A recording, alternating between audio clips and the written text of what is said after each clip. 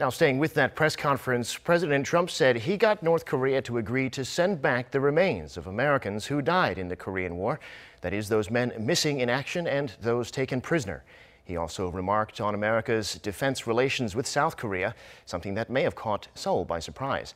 Park Ji-won has more. President Trump spoke to reporters for more than an hour Tuesday, starting at 4 p.m. Singapore time, touting one of the major achievements of the historic summit.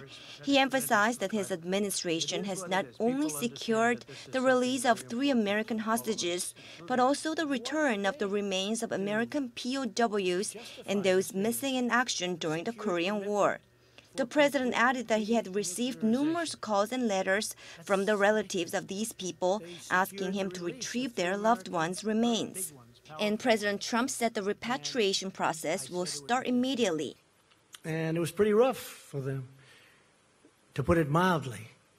Secure the commitment to recover the remains, including these are of fallen heroes. And they're giving a commitment. They're starting it immediately to recover the remains. Regarding a question about whether the U.S. is willing to reduce its military capabilities in order to give North Korea the promised security assurance by the U.S., Trump said he will not reduce any military capabilities, but he did say that the U.S. could be halting or even ending annual joint military drills with South Korea. We've done exercises for a long period of time working with South Korea. And we call them war games, and I call them war games, and they're tremendously expensive. The amount of money that we spend on that is incredible. I think it's inappropriate to be having war games. So number one, we save money a lot. And number two, it really is something that I think they very much appreciated.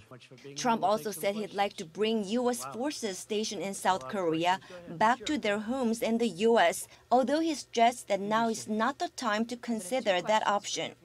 I want to get our soldiers out. I want to bring our soldiers back home. We have right now 32,000 soldiers in South Korea, and I'd like to be able to bring them back home, but that's not part of the equation right now.